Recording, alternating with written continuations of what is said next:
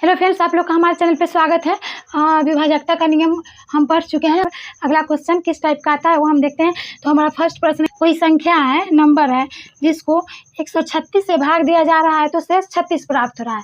यदि उस संख्या को 17 से भाग दे तो शेष कितना क्या होगा।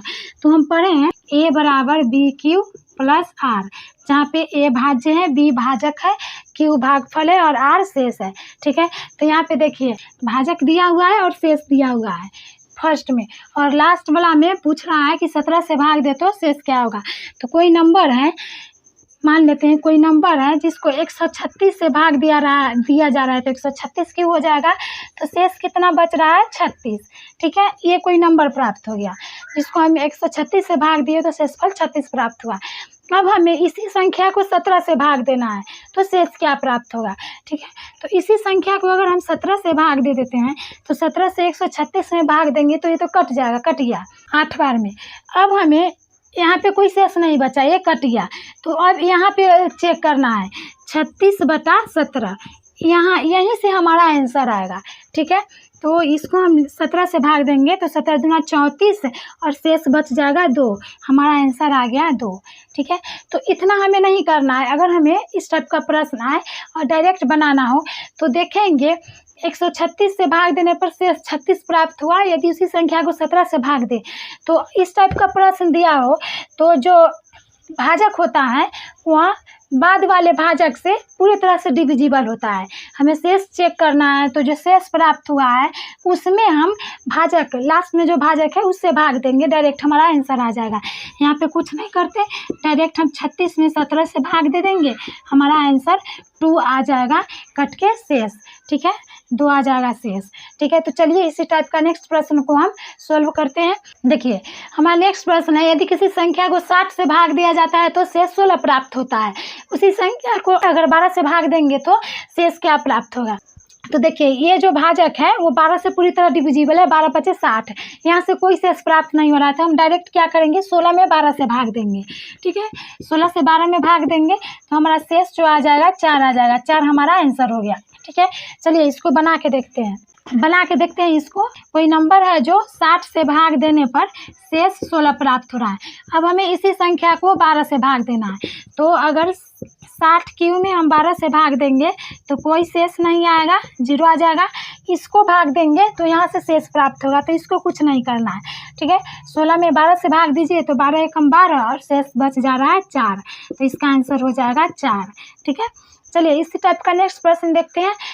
यहाँ पे प्रश्न चेंज करके पूछ देगा कि उसी संख्या के वर्ग को या घन को अगर इस नंबर से भाग दे तो क्या शेष आएगा। उस टाइप का प्रश्न रहे तो कैसे सोल्व करेंगे, चलिए हम सीखते हैं। देखिए हमारा नेक्स्ट प्रश्न है, यदि किसी संख्या को 6 से विभाजित करने पर शेष 3 प्राप्त होता है, यदि उसी संख्या के वर्ग को 6 से विभाजित करते हैं तो शेष क्या होगा। ठीक है, कोई नंबर है उसको 6 से विभाजित करते हैं तो शेष 3 प्राप्त होता है। अब हमें इस संख्या के वर्ग को अगर 6 से विभाजित करेंगे तो शेष क्या होगा। ठीक है, अगर 6 का हम वर्ग करेंगे तो 36 आएगा, जो 6 से पूरी तरह से डिविजिबल है। तो यहाँ पे हम चेक नहीं करते, यहाँ से कोई शेष नहीं आएगा, डायरेक्ट हमें यहाँ पे चेक करना है। तो 3 का स्क्वायर कितना आ जाएगा 9, स्क्वायर बोला है तो 3 का स्क्वायर करेंगे और 6 से डिविजिबिलिटी, तो 3 × 9/6, 9 में हम 6 से भाग देंगे तो 6 का 6 और 3 जो है शेष आ रहा है, यही हमारा आंसर आ गया। ठीक है, डायरेक्ट हम इस तरह से इसको बनाएंगे। चलिए नेक्स्ट प्रश्न को देख लेते हैं। देखिए हमारा नेक्स्ट प्रश्न आ गया, यहाँ पे बोल रहा है कि अगर उसी संख्या के घन को 9 से विभाजित करने पर शेष क्या होगा। ठीक है, कोई नंबर है इसको 63 से हम भाग दे रहे हैं तो हमारा शेष कितना प्राप्त हो रहा है 4। ठीक है, अब इस संख्या के घन को 9 से विभाजित करने पर शेष क्या होगा, तो यहाँ पे हम चेक नहीं करेंगे। ठीक है, 9 × 63, इसका क्यूब भी करेंगे तो 9 से डिविजिबल होगा, हमें यहाँ पे चेक करना है तो डायरेक्ट हम इसका क्यूब करेंगे। ठीक है, 4 का क्यूब बटा 9, 4 का क्यूब होता है 64/9। अब 9 से हम 64 में भाग देते हैं, 9 × 63, यहाँ पे 7 बार में 63 आ जाएगा, यहाँ शेष कितना बच जाएगा, यहाँ पे शेष 1 आ जा रहा है, तो हमारा आंसर हो जाएगा 1। ठीक है, इस टाइप का प्रश्न आए तो चुटकियों में बन जाना चाहिए, कोई प्रॉब्लम नहीं होना चाहिए। चलिए अब अगला किस टाइप का प्रश्न इस में पूछा जाता है वो हम देखते हैं। ठीक है, हमारा नेक्स्ट प्रश्न है एन स्क्वायर माइनस एन, जहाँ पे एन एक प्राकृत संख्या है, यह सदैव किससे विभाजित होगा, ये हमें निकालना है। ठीक है, देखिए कोई यहाँ पे नंबर दिया हुआ है एन स्क्वायर माइनस एन है, जहाँ पे एन क्या बोल रहा है कि नेचुरल नंबर है। नेचुरल नंबर यानी एक से लेकर के जितना भी नंबर हो पुट करेंगे तो वहाँ किससे विभाजित होगा। तो सबसे पहले यहाँ पे हम सबसे छोटा नंबर को पुट करके देखते हैं। अगर एन की जगह हम 1 वैल्यू पुट करेंगे तो यहाँ पे 0 आ जाता है, जिसका कोई वैल्यू नहीं है, तो 1 हम पुट नहीं करेंगे, हम डायरेक्ट 2 पुट करते हैं। ठीक है, तो एन की जगह हम 2 पुट करेंगे तो आ जाएगा, ये आ जाएगा 4 माइनस 2 बराबर 2। अगर एन की जगह हम 3 पुट करेंगे, ये आ जाएगा 3 का स्क्वायर माइनस 3 यानी 9 माइनस 3 बराबर 6। ठीक है, इसी तरह से ये आगे आते जाएगा। तो हम यहाँ पे आगे चेक नहीं करेंगे, शुरू में जो नंबर आता है वही इसका डिविजिबल होता है। ठीक है, तो ये जो एन स्क्वायर माइनस एन है वो हमेशा 2 से विभाजित होगा। यहाँ पे आंसर हो गया 2। नेक्स्ट प्रश्न है n cube minus n, n एक प्राकृत संख्या है तो किससे विभाजित होगा। ठीक है, ऑप्शन है ए में 3, बी में 6, सी में 12 और डी में है 8। ठीक है, यहाँ ऑप्शन दे दिया, बोला एन क्यू माइनस एन में एन एक प्राकृत संख्या है तो यह सदैव किससे विभाजित होगा, और ये ऑप्शन है। तो हम यहाँ पे क्या करेंगे, उसी तरह यहाँ वैल्यू पुट करके देखेंगे। 1 वैल्यू पुट करेंगे तो 0 आ जाएगा, इसलिए 1 हम नहीं पुट करेंगे, 2 पुट करते हैं। तो 2 का क्यू माइनस 2 करेंगे तो ये आ जाएगा 8 माइनस 2 6। ठीक है, तो ये जो नंबर आया ये हमेशा 6 से ही डिविजिबल होगा। जो शुरू में सबसे फर्स्ट नंबर जो आता है, सबसे छोटा नंबर, वही उसी संख्या से डिविजिबल होता है। तो आगे हमें निकालने की कोई ज़रूरत नहीं है, हमारा आंसर 6 हो गया। अगर निकालना चाहते हैं तो हम यहाँ पे 3 का क्यूब माइनस 3 करेंगे, आ जाएगा 27 माइनस 3। 27 में से 3 हम घटाएंगे तो आ जाएगा 24, जो 6 से पूरी तरह डिविजिबल है। फिर आगे 4 का क्यूब माइनस 4 करेंगे, 64 माइनस 4 करेंगे, आ जाएगा 60, जो 6 से पूरी डिविजिबल है। तो ये सब हम ये नहीं आंसर देंगे कि 24 और 60 से होगा, हमारा आंसर होगा 6 से डिविजिबल होगा।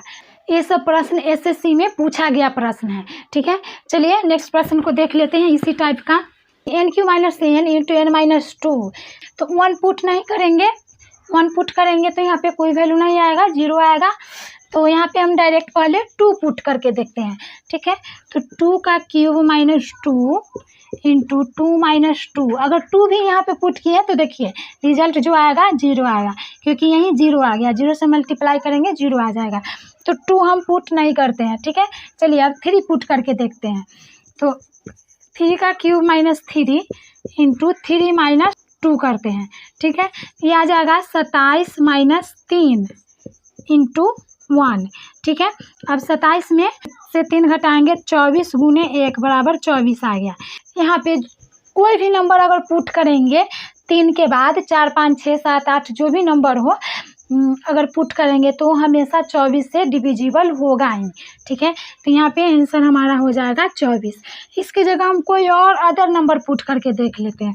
मान लीजिए हम 2 की जगह 8 पुट करके देखें, तो 8 के क्यूब माइनस 8 हो जाएगा, और ये हो जाएगा 8 माइनस 2।